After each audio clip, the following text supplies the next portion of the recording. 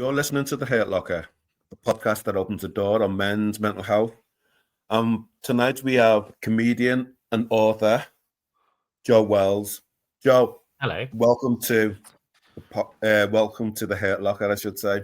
How are you today? I'm good. How are you? Thank you for having me. You're more than welcome. And our producer Tim was talking about listening to you on your podcast when he's away on holiday and all of that. So we'll touch on that. Yeah, no, it's lovely to hear. Like when you do podcasts, you sort of they just go out into the ether, and it's so weird when you meet people that listen to your podcast. You're like, oh, you've spent hours with me, and yeah. So I'm always very flattered when people listen to podcasts. So I know I've done a little introduction in terms of being a comedian and an author, but for the benefit of the few people who don't know you, who is Joe Wells? I think it's most people. I'm a comedian, a writer. I do a podcast. I am autistic, so a lot of my stuff is about that. Yeah, that's me really. So I try to do, I guess, like, and this is what they tell you not to do, but I try to use stand-up as sort of therapy for myself. I think a lot of certainly the past 3 or 4 stand-up shows I've done have been me trying to work out some things in my life. So yeah, if you watch those shows, that hopefully it's sort of visible how I'm definitely trying to work stuff out. So how's your day been today? Today, I've been doing, which I'm happy to do. I've been doing a lot of podcasting today. I've actually been virtually near you because we're talking to some students at Liverpool John Moore University. John Moore's University, yeah. Yeah. So I did a sort of book reading talk thing for them, and we also recorded an episode of our podcast, which will be out in December with Ed Byrne, which was good fun. And other than that, I've got a tiny baby, so I've been trying to get her to sleep, and then be giving her dinner. How old is she? She's just over a year, so yeah, she's probably sort of like becoming aware of things now, which is wonderful. It's a very nice stage.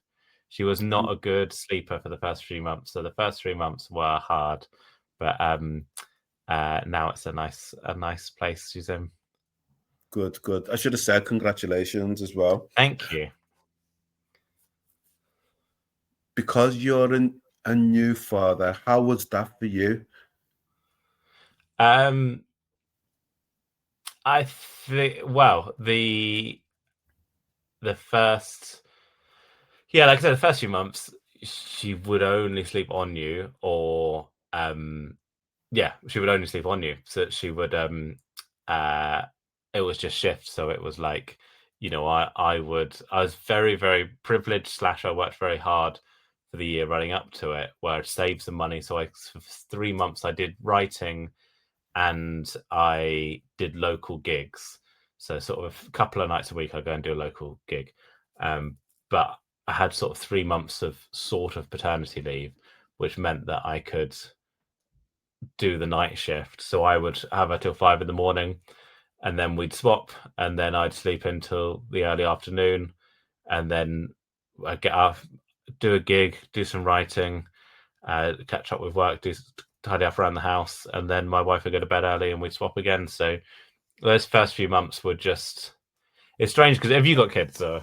I have indeed. People like, it's sort of like, it's so tiring, but it's also kind of peaceful because they don't do much. So you've just got to have them. And it's not hectic in the way that now, like, it's like, oh, we're going to this baby group, we've got to do this, and this, we're always rushing. But it takes all your time. And so yeah, so it's a strange thing. But now she's it's sort of hectic in a different way, where she's sort of not quite running, but crawling around faster than I can run. Yeah, so she's but she's doing being great. Curious. Yeah. She's got such an eye for things that she's not meant to have. So like, she's got loads of wonderful toys, but she wants She wants to touch the wheels of the pushchair. That's her favorite thing, to touch the wheels that have been in the mud. She loves that. She really wants to get into we've got like a little porch thing in our house. She wants to get into the porch where like everyone's dirty shoes are. And yeah, if that's left even a tiny bit open, she makes a beeline for it and wants to open it up. Yeah. It may be too early to ask you, but would you like more children? No, I think one is good. We've had a good one, so I think that's it for us. Okay. Did you grow up in a large household yourself? Do you have siblings?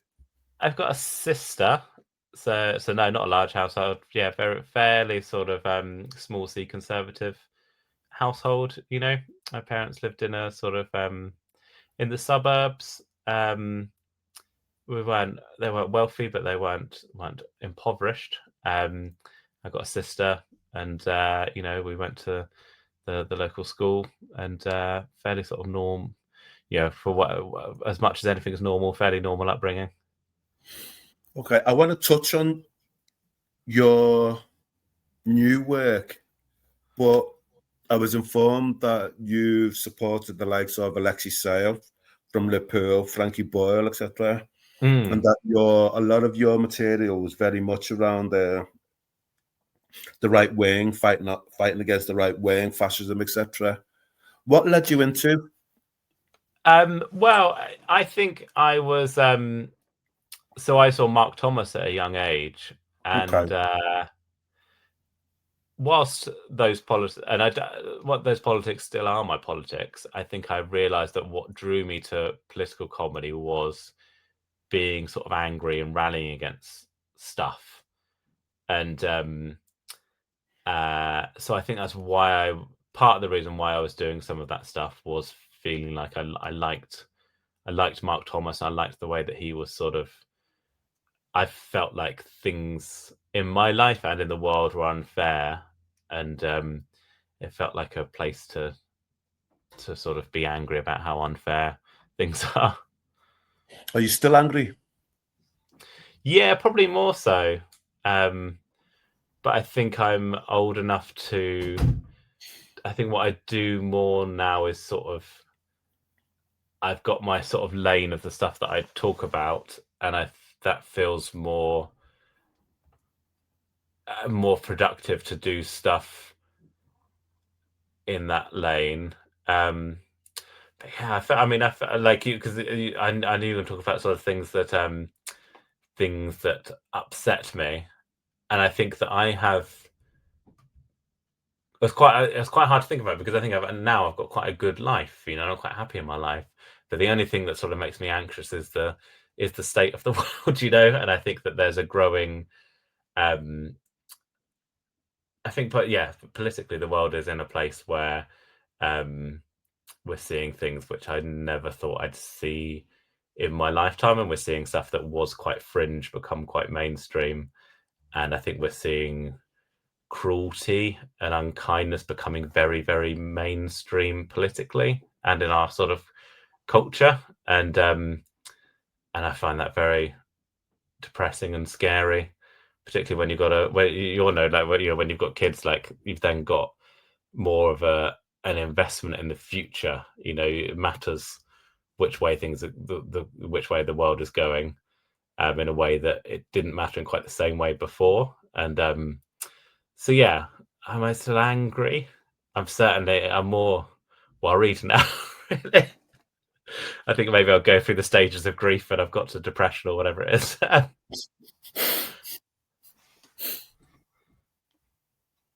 I'm pausing because I was thinking about the question I asked you about would you have more children, and I don't know if that's going to change in the future, but it's interesting now politically, because of geopolitics, it's kind of informed how you feel about being a parent, how you feel about your own family.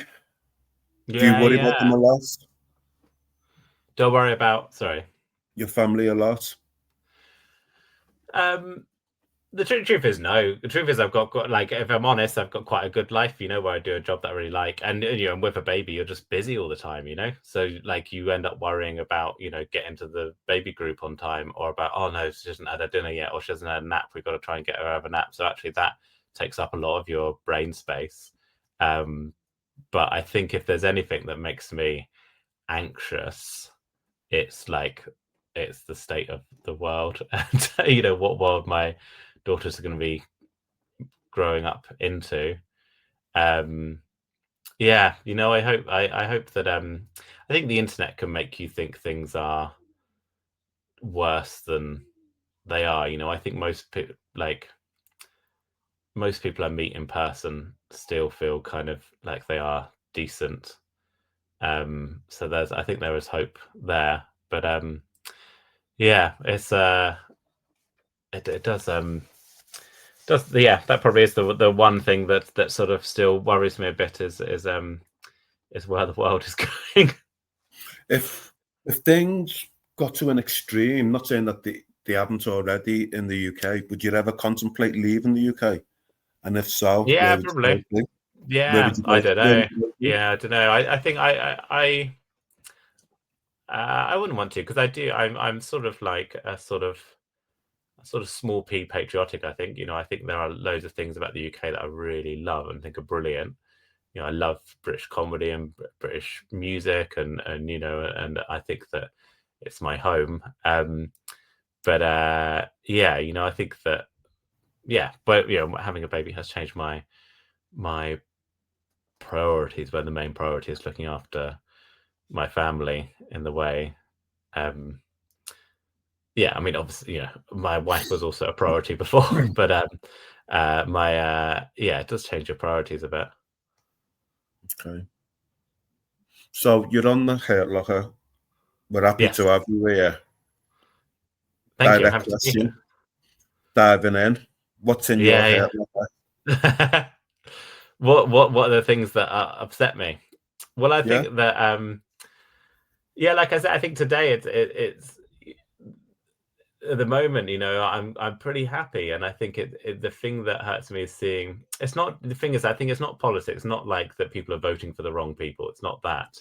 It's, I think there's like a growing thing of, it's become more acceptable to be unkind and cruel in a way it didn't used to be.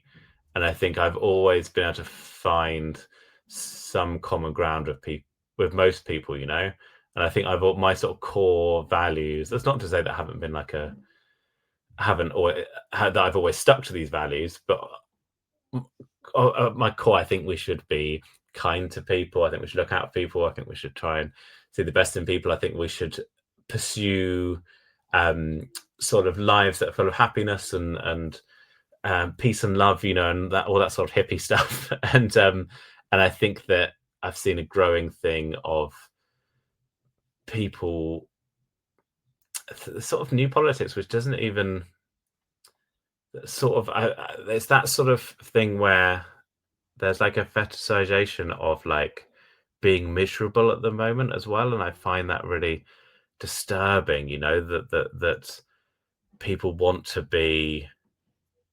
It's sort of pushed as strength, like when actually what it is being really closed off and not being close to other people and not enjoying anything.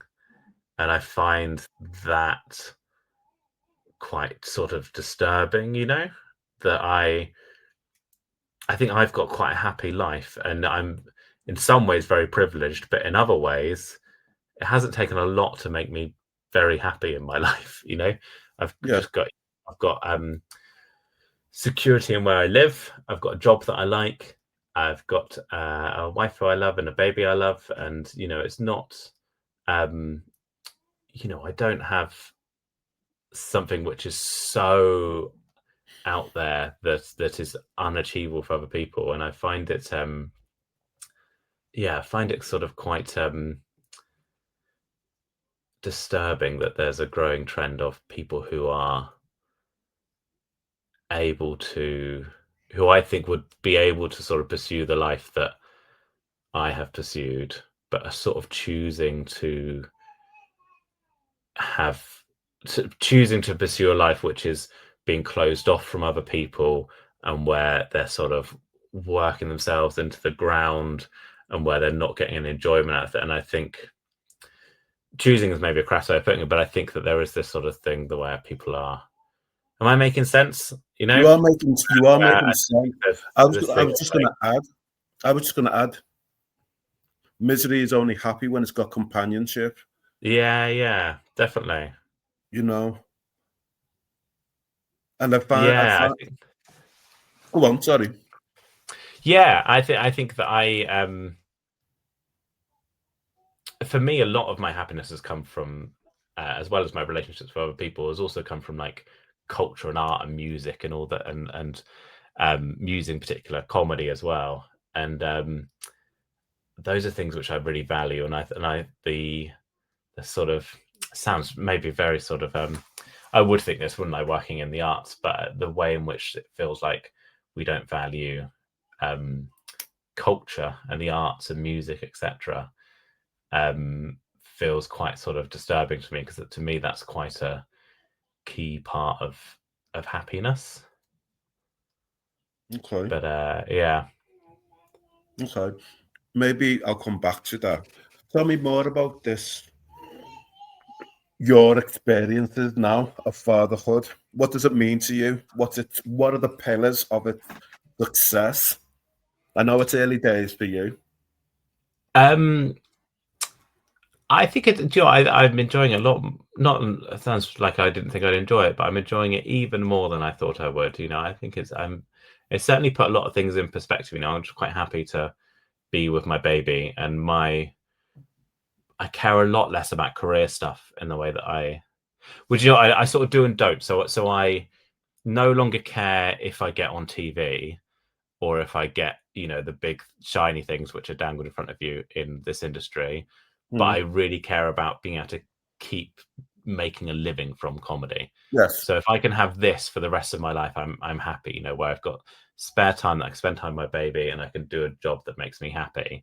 That's what I want. And I think that I used to really stress about, has this TV producer come to see me, or is this person am I getting the right opportunities? Am I doing this, and this? Am I dropping off on social media followers? I used to have stuff get more views or whatever, and now I don't care about that at all, other than it being a means to an end of keeping doing what I do, and keeping doing comedy. It sounds like you found a balance. Yeah, definitely. Yeah. This is not even it's not even a balance. I'm very, very, I am lucky that I only do I don't have any days where I'm like, oh fuck, I've got to do that tomorrow. Maybe when I've got an early morning flight, that's the only time when I've had a few times the past year where I've had to get up at like 4 a.m. after a gig or something. That I hate. But most of the time I'm either doing my job that I really love, or I'm spending time with my family who I really love. I've been able to, have a very nice life. So it's not even balanced. I think I've been fairly, I guess, probably this is, there's an element where this connects to autisticness, where I didn't always cope well in proper jobs. And I think I was very lucky in my 20s. I had a quote unquote proper job that was very supportive and nice, but that I did part-time alongside comedy. But yeah, I've always sort of felt I had to pursue the arts, because that felt like the thing that would work for me. And it's worked out well. What have your family thought of your success? I think it's hard to, I think that they are very proud of me. I talk about this in my new show. My dad is someone who does not talk about feelings, so it's like, but so you have to look at what he does rather than what he says. So I write for a preschool show, and he has that show on series link. So he watches this kids cartoon every week, because I write some episodes for it. And so I think he's very much someone who sort of is proud through showing rather than saying it. And I think he'd find that incredibly soppy, talking about being proud of it. I'm so proud of you, son. I think he'd hate that. I think that I think there's also a bit of a thing where, my career path is so unique to the internet age, where I think for I'm not on television really. I've done a few little bits, but I'm not really on television. I have a small following of mentally ill people on the internet who like what I do, and they listen to my podcasts and they come to see my shows, and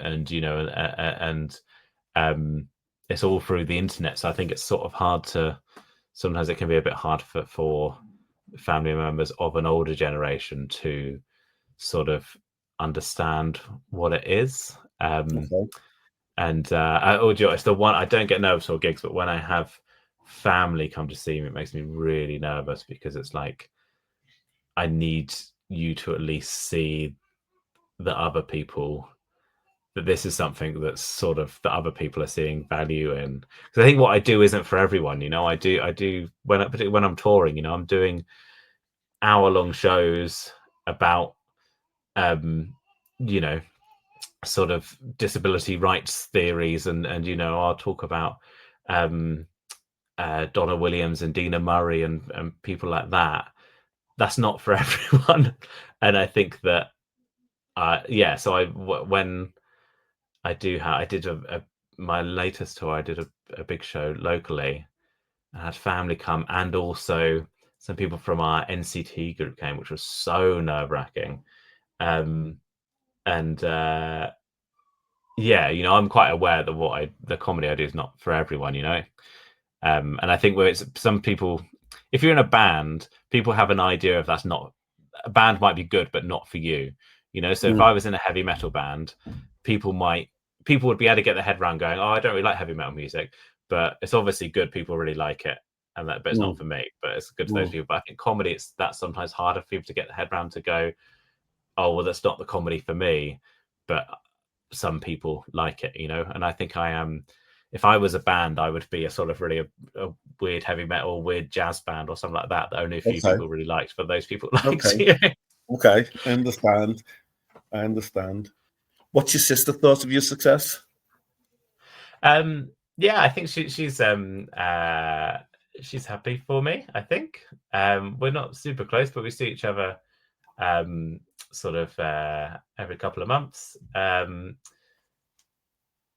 She's a teacher, and that was another nerve-wracking gig. Was I went and spoke to the kids at her school, and about being a writer, and it went well in the end. But I was so nervous about it, because she was there as well, and I wanted to do well for her, and also I didn't know what to. I do comedy club for kids, but they're a bit older, and she's an infant school teacher, so they're like 6 or 7. Yeah, so but that was once I was talking to them, and the kids are really on board, and that was fun, but that was a nerve-wracking thing, Okay, you were diagnosed. How recently was it for autism? Well, it's a bit complicated, because I was informally diagnosed as a child. I didn't know about this, and then it all came out in my late 20s, and then was formally diagnosed.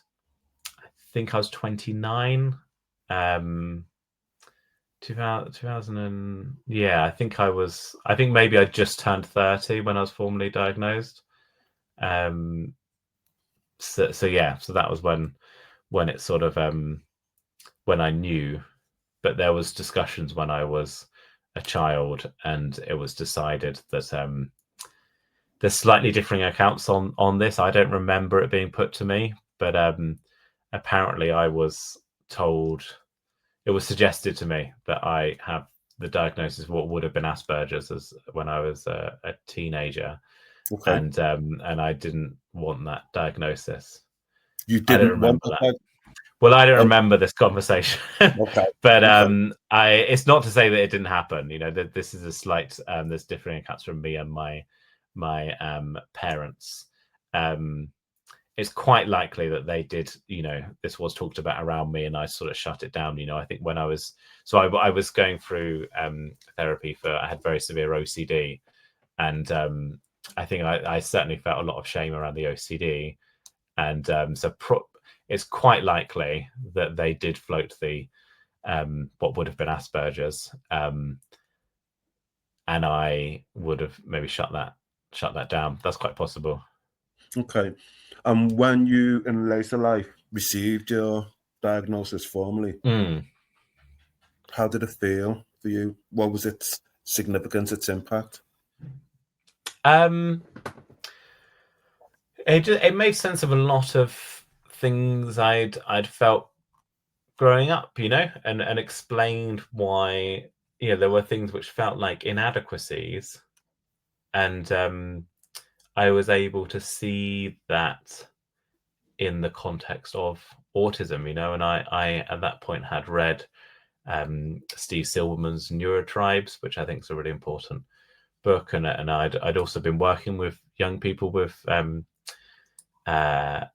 that's the thing with this. I don't, so much of the terminology which is used I don't like, but you know, the language would have been young people with SEND, so with special needs, and so yeah, I think it was. I'm glad in a way that I was diagnosed later, because I was diagnosed in a place where I had access to the sort of way of thinking, you know, when I'd read about neurodiversity and you know, and that sort of way of thinking, and I was able to see it not as something that I had wrong with me, but as a different type of brain, and where I'd met more autistic people, and a lot of those autistic people I really liked and got on with, and I was able to go, oh, that's like me. So I felt more like I had I was part of a community, I guess, in a way that I don't think I would have done if I'd had the diagnosis as a teenager. Okay. Would you say that now you've found your tribe? Yeah, although I think I think comedy in a way was me trying to find people who were weird like me. You know, I think probably so. I've seen some of the people we've had on this podcast. You know, a lot of those are people who I know and who I really get on with. I think you're Robin Ince last week or last month, didn't Yes. you? And I really like Robin, and I get on with him.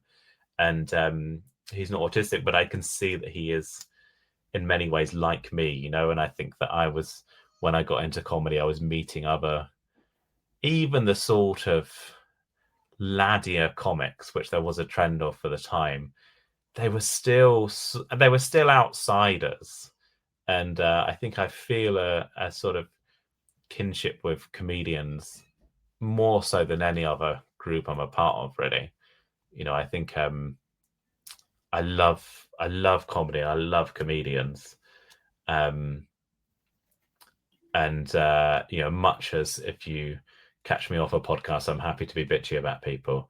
I do have a love for comedians, you know, and I feel a sort of solidarity with comedians, even when there's new comedians. You know, I don't see any sort of hierarchy in it. You know, I think there's new comedians, I see them as more like me than anyone else, really. So that I guess that is my and you know, and there's crossover in that. There's so much ADHD in comedy. There's a lot of Yes. autism in comedy, and Yeah. so you know, that those two things aren't exclusive. But I think comedians are the people who I never feel awkward talking with other comedians. You know, even if we have very different ideas about different interests and different ideas about politics or different whatever, I still feel a sort of kinship with all comedians, I think.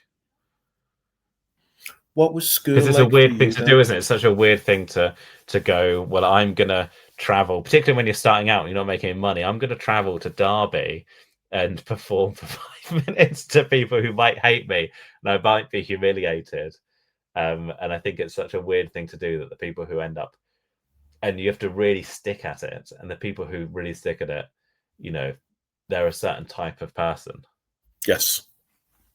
What was school like for you? It was very difficult.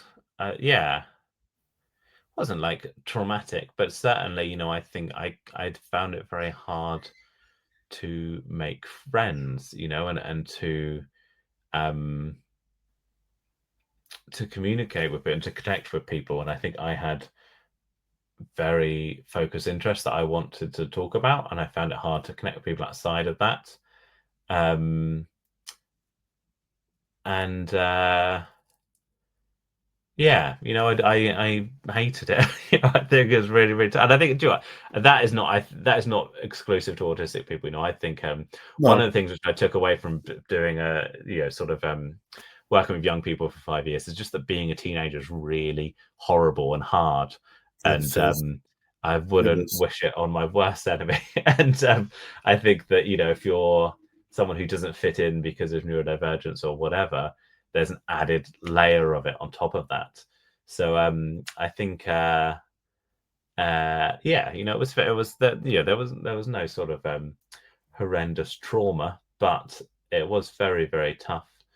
You know, you're not fitting in, you don't know sort of where you're going to fit in the world.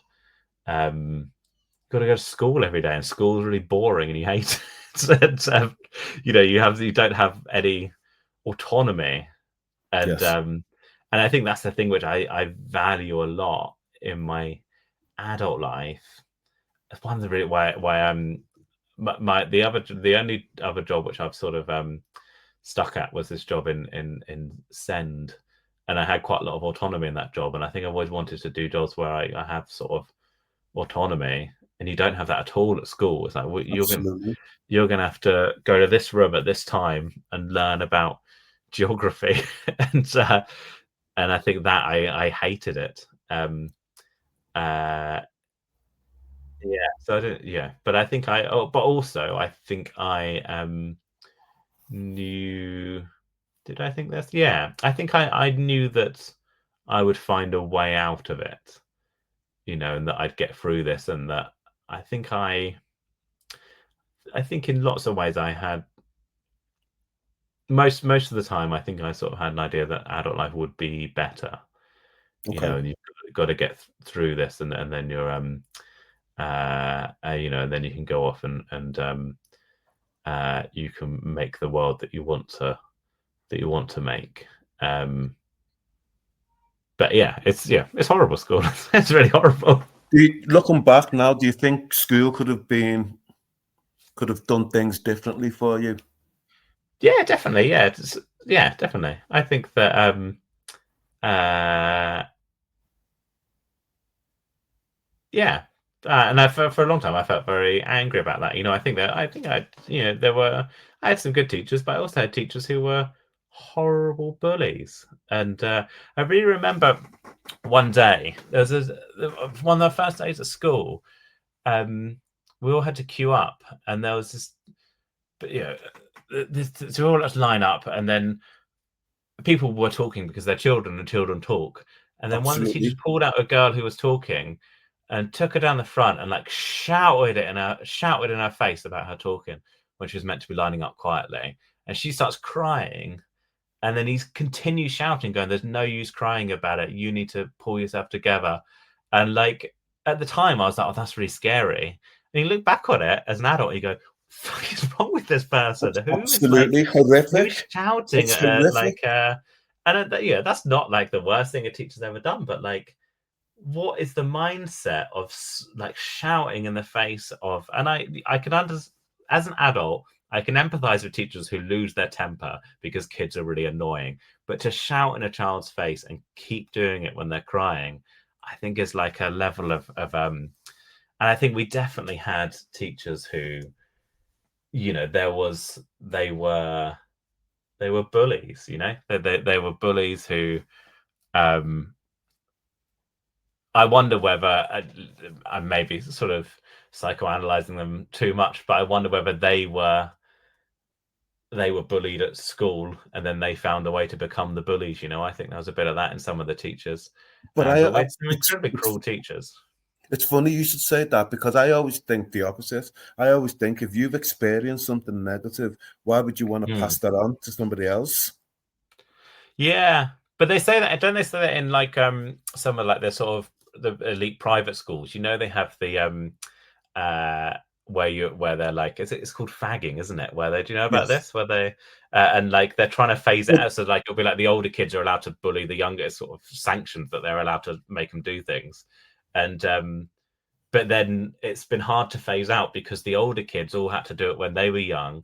So they're already pissed off about it because they're like, now it's my turn to be the bully. And, so the cycle just keeps going. And I wonder whether it was some of the teachers in our school. There was certainly some sort of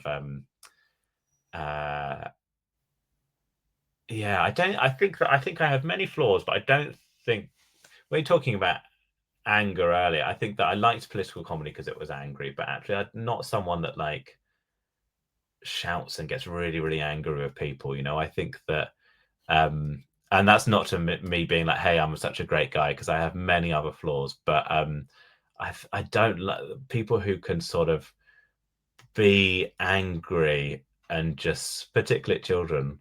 I think that's I find it very hard to empathize with those people.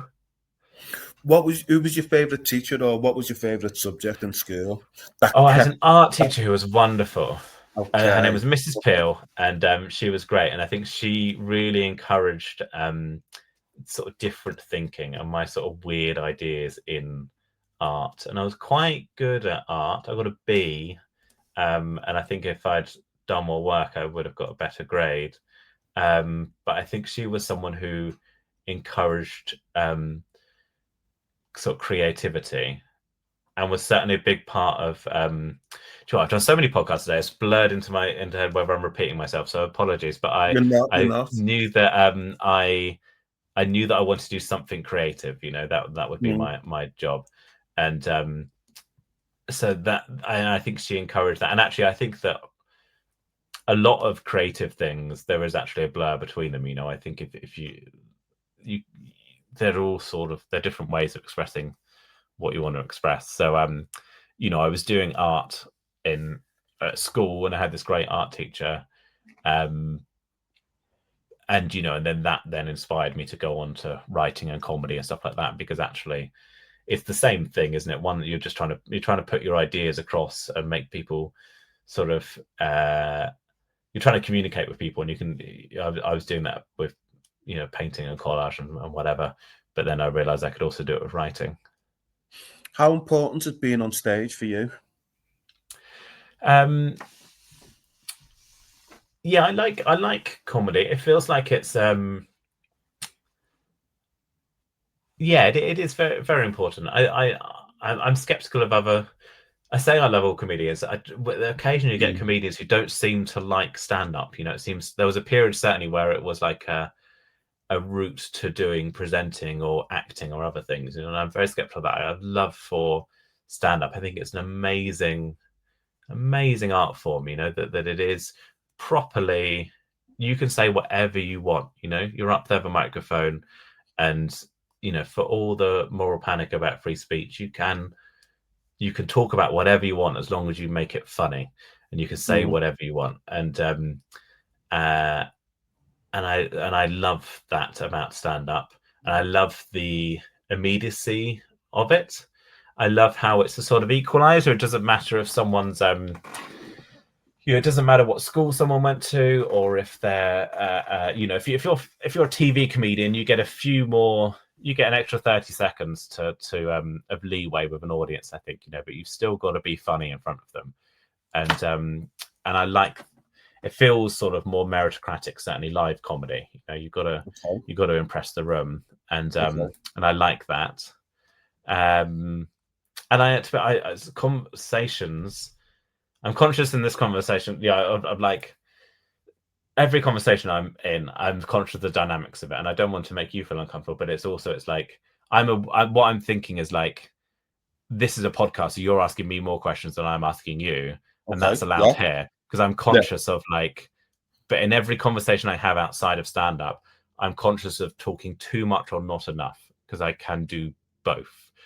because I can get onto something I'm interested in, and I've just about learned in podcasts like this to be able to talk more because it's an interview. But I right now got the thing in my head where I go, oh, I should be asking you more questions. I'm being really rude. And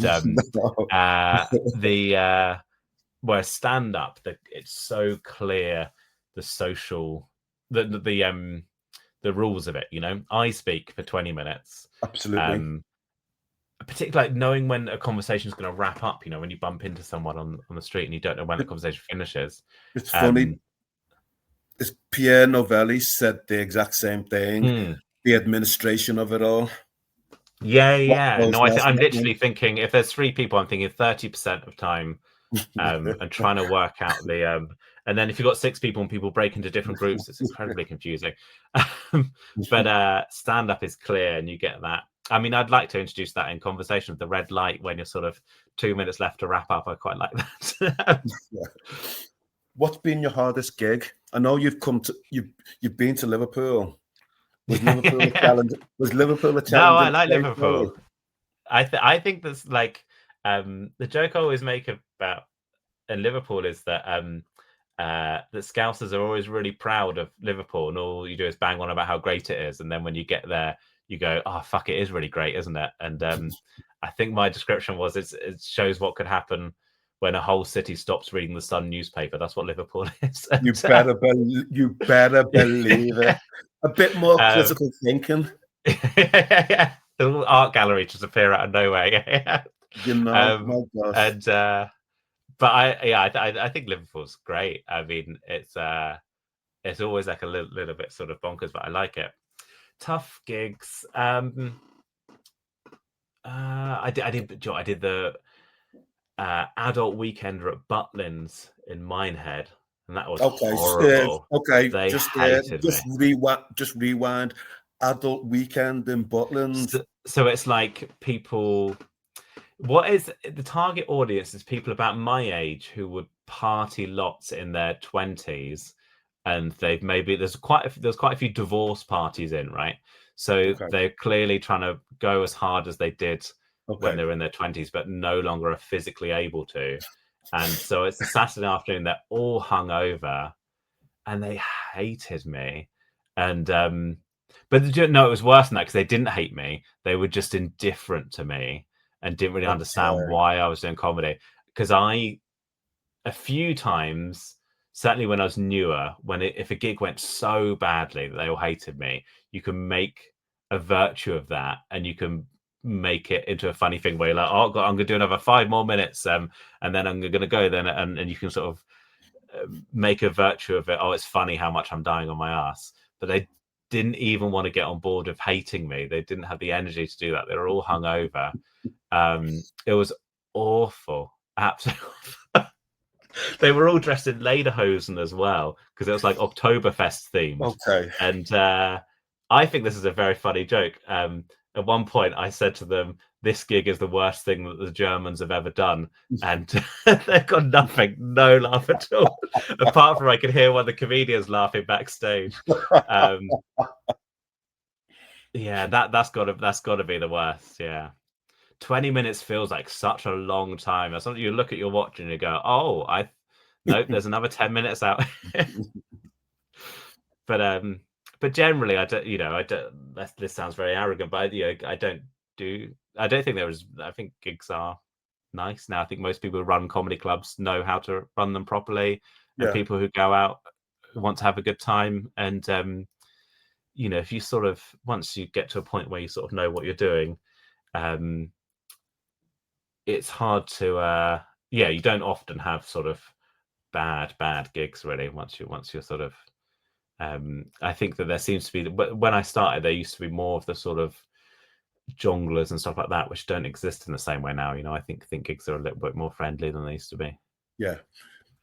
Are there any gigs you, aside from the lederhosen one, are there any gigs you think about that think I could have done this better, or you've lost? Oh, definitely. Yeah. But that's, I think that's how you get good at comedy is, and actually that's quite an autistic thing, where when I would have a conversation, I would go away and think about how I should have done that conversation better. Like in person to person, I go, I should have said that. I've sounded weird. I should have asked them about their yeah, you know, I should have asked them about their partner or whatever. And that can be unhelpful. But when you're a stand-up, that's a really helpful rumination to go on, because you do the gig, and if an interaction doesn't quite land, you drive home, and on the way home you go, what should I have said then? How could I have made that go better?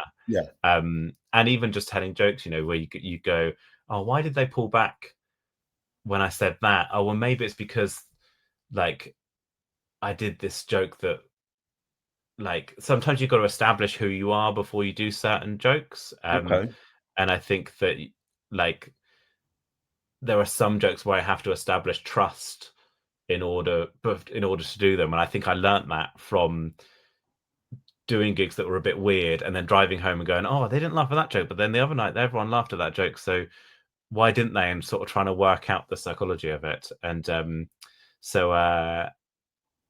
yeah, it's not sort of regrets, but every gig I go, I think about it afterwards and think about what I would have done differently. And I think that can be a really, you know, of course, it's definitely a productive thing, because occasionally you'll meet open spot comedians who are incredibly confident, and they think every gig's gone brilliantly, and they're never going to get better than they are, because they walk away going, absolutely smash that. And I think you need, it's a weird thing in the arts where you need the sort of delusional confidence to keep going and keep going, but also you need the self-criticism to reflect on what you've done and try and make it better. And absolutely. Yeah.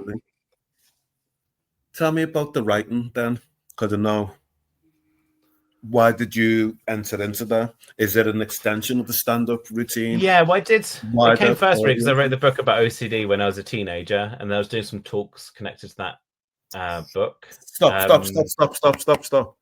You wrote a book as a teenager about OCD? Yes. Oh, sorry, I didn't know. So I had OCD when I was a teenager, and then I wrote a book about it, and that got published when I was, I think I just turned 16 when it was published.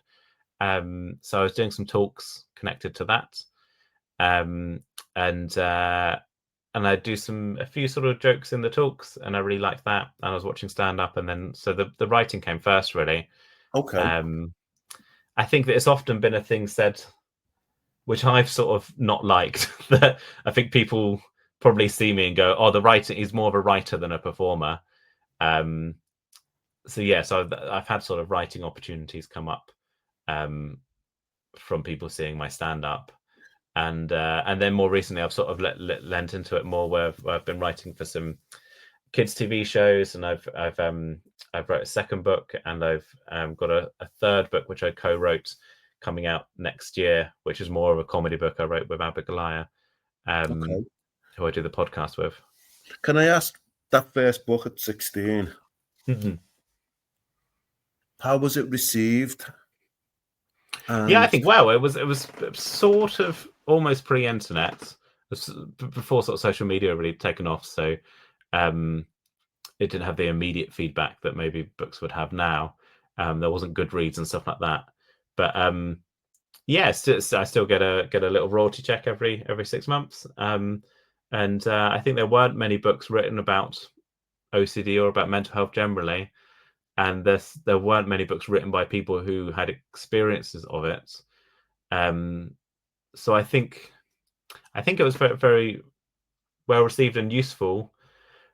Maybe not so much because it was a masterpiece of literature, but because people weren't talking about, people weren't writing about it. So if you are the first person to sort of talk openly about a thing, then it can be you know, if you just do something that other people haven't done yet, then you can be ahead of the curve. Okay, so here's my thinking at this. It's published at 16.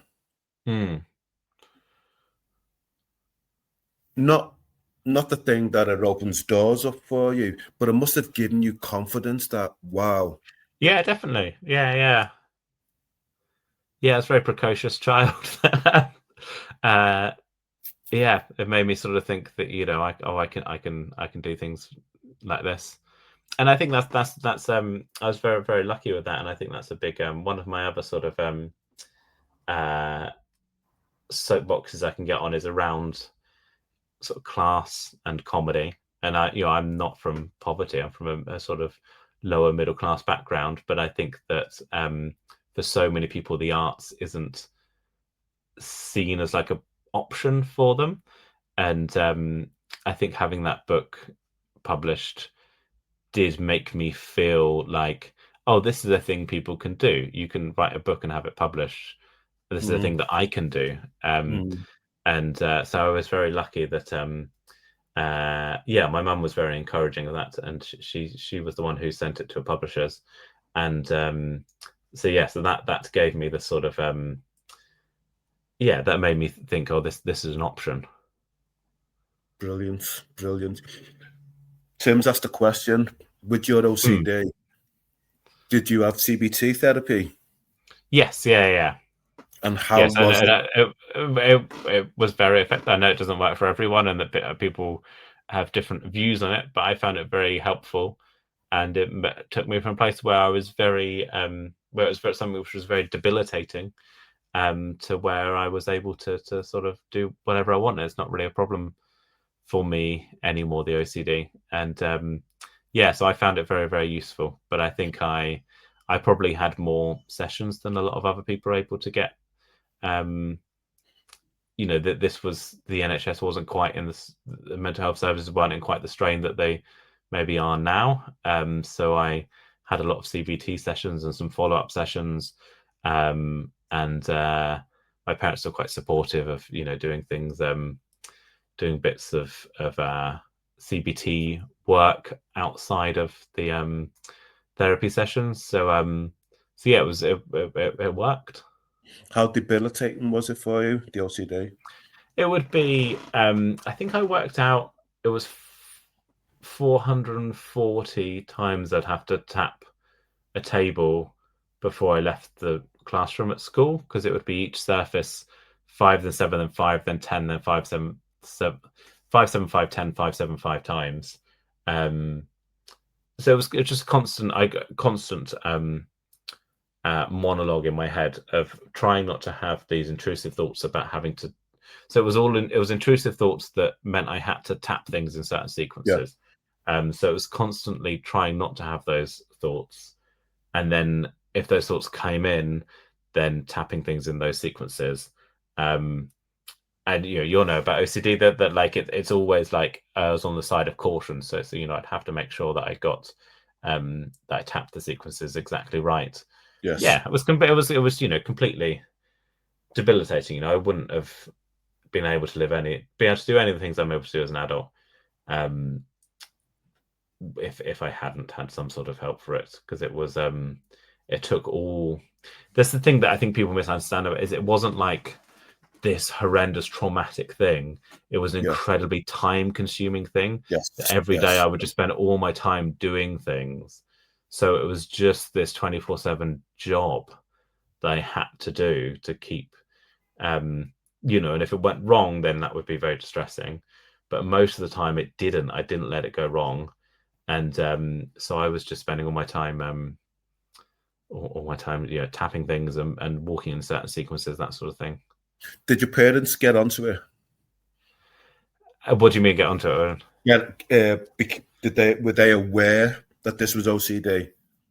Yeah. Well, yeah. I think it was. They initially they took me to my GP, but it was like a locum GP who didn't really understand. So then it went under the radar for a sort of a fair amount of time. But then once it was explained to all of us, I was talking to when I was talking to the students today at the university that I think it's so hard to explain to anyone who's sort of someone in their 20s now, to explain what the sort of culture around mental health was when I was 16, because we didn't know what mental health was outside of like horror films. Our my perception, and it seems so ignorant, but it was most people's perception of mental illness was it's when people hear voices in their head and they tell them to go kill people or whatever. That was what the perception of mental illness was. So I think once it had been once there was some sort of psychoeducation and when my parents and I understood what this was, it was a lot. Yeah, it was a lot. They were very on board and very helpful. But yeah, I think it was new to. It was a new conversation for all of us. Yeah. I've refrained from asking how old you are deliberately. Oh, so I'm 36. I'm 36. We're talking 20 years ago now. So not that long ago. But it's still a lifetime away in terms of where we've been and where we need to get to. Yeah, definitely. Yeah, I think that. Yeah, but people there were no books about mental health, and that, and like there was very little even on the internet. And yeah, I mean, I was given a CD-ROM, CD-ROM about OCD, and there was nothing. Yeah, there's nothing out there. So it was, it was. There wasn't the information that there is now. Tell me a little bit about your podcast. It's called Neurodivergent Moments. We talk to neurodivergent people. It's sort of the manifesto of it is that there are limitations to any diagnostic process, and actually, what it is to be neurodivergent. To define it, you have to look at all of the experiences of neurodivergent people, and it's more like I think of it in terms of like neurodivergent culture, and I think so we talk about neurodivergent moments, and moments in people's lives where their brain has acted in a way that was different to other people's brains, and so for example, Sarah Gibbs came on and spoke about or in the book actually she talks about having a party and wanting people to dance, so then found out the BPM of various different songs and made this playlist where the BPM would slowly increase as the evening went on. And so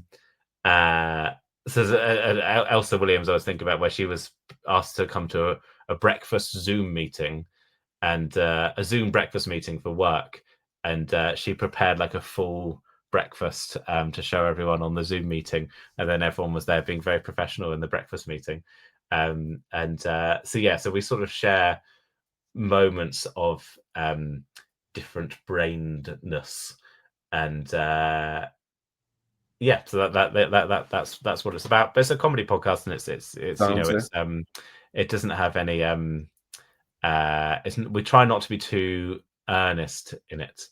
We're quite happy to talk about sort of silly things. There's some earnestness sometimes, but we generally try to sort of be silly and fun, because I think that's what part of neurodivergent existence too, is sort of having fun. Absolutely, and being able to laugh, at oneself and the things that we do. I've just seen we've got shared guests, Stuart Laws, Kev Mudd, and Pierre Novelli. So we've had I imagine there's some crossover with your podcast. Definitely. Was I wrong? But I read recently that they're looking to stop assessments. I don't know. I don't keep up with it. I don't know. I think there certainly does seem to be a sort of a more panic about what if too many people are diagnosed, I like. I don't know why. What is the fear of if more people are diagnosed? What is the worry that will happen? That's a whole big thing. But and I know people would have there are. I think that one thing I do think is that I think we should be happy to have the conversation about those worries. I think if people are worried about overdiagnosis, I think we have to answer those questions. But ultimately, it's not a thing that I think there's a sort of moral panic about overdiagnosis in a way that yeah, you know, I don't like I'm not as worried about overdiagnosis. You know, I think if people are going to join us and sort of help fight for, and what I would say is I think that what that we need to sort of fight for all autistic people's rights. You know, and I think that we need to make Absolutely. sure that no one gets left behind. And Absolutely. so I think that we do need to remember when more people are getting diagnosed to sort of look at how, yeah, just to look at the, I guess, the diversity of autistic people and make sure that none of those people are getting missed. But yeah. Thank you. You've probably heard me say this, but I'll ask you anyway. And I think I might know your answer, but who's the most important person in your life? Well, now it'll be my baby. But yes, it's got to be my baby, and I'm very close to my wife as well. We before baby came, we would travel around to gigs together, and I'm not close to very many people, so I just have a very tight. I have a few good friends, and then my wife and my baby, and yeah. What if I said you were wrong? What if I said that the most important person in your life is you? What a deep truth bomb. Well, I don't know whether it is when you've got a baby. I think you've got to they become the priority. Maybe the priority, Got to but keep myself alive, I suppose. yes, Yeah. yes. I know the tables have turned and it's usually you asking the question, but how's it been on the Hurt Locker? It's been fun. Thank you for having me. I feel like I've I hope that I haven't rambled too much. One thing You I have do find is I sometimes I say stuff on podcasts and I listen back and go, I think the opposite of that. So if you're listening to this, then don't take anything I've said seriously. sometimes I go, oh, no, I'll go away and think about it and go, oh, I said that I think this, and actually, no, I very much think the opposite of that. That was my mood today. So, absolutely. yeah. We finished the podcast. You switch off your laptop, your phone. You're sitting down. You've put the little one to sleep. There's a knock at the door, and it's 9-year-old Joe. What do you say to him? Well, I'd have a few sort of logistical questions about how they'd got to the future. But I think, On a skateboard. On a skateboard. Right. Okay. Yeah. Okay. I mean, that feels like it brings up more questions than answers. I think I don't know. I don't think I'd have much to say really, because I think you know, obviously learning about autism was a big was a thing which helped me to sort of have more of a sense of self. But also, I think if I'd have to tell them they're autistic and then also get them to read a load of books and meet a load of autistic people so that their idea of what it was to be autistic was different. So I think that yeah, I think if I've just got to have a quick conversation with someone that's outside my house, I don't think there's any sort of silver bullet that would make things different. And actually, you know, things have worked out pretty well for me. So you know, things were difficult when I was a child, but I have a very happy adult life. So Long may I it try continue. not to, yeah, I try not to, you know, do like a butterfly effect. Just don't do anything if you meet someone from the past, do you?